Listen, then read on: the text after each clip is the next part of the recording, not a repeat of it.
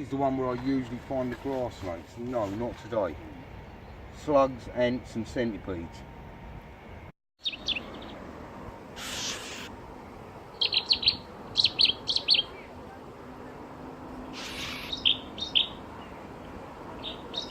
They're all grown-ups. Look at the ant colony over there, look. Oh, wow, no. Oh, wait till he's happy. That's amazing. Air on the side of the pond and he flies away, see? So what I'm going to get you to do is let this one go reasonably quickly. So once you've got him in the grip like this, put him onto your flat hand and then let him go into the bush. So hold your hand up, hold this hand up.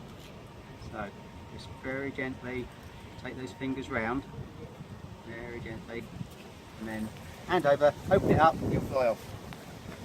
Sit, there we go, brilliant, well done. And what you're going to do is just put it very gently around the bird like so, with its head in between these two fingers. So you saw what the other young lady did. So just close that very gently, that's it.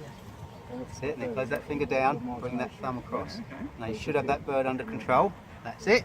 Now put it on your other hand, like that, and then just hold him up towards the bush, and then just let your top hand go.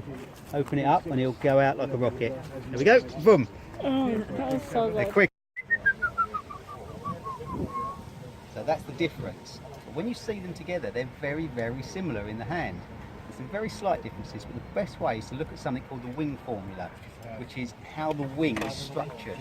Now, willow warblers, even though they're this size, go all the way down to West Africa to winter. They winter in the Gambia, Senegal, right across into where I'm going to Kenya in November, and we'll be catching willow warblers at Fungulia Lodge in Savo West in Kenya.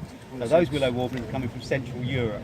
Our ones here will go down to the Gambia, Senegal, and that's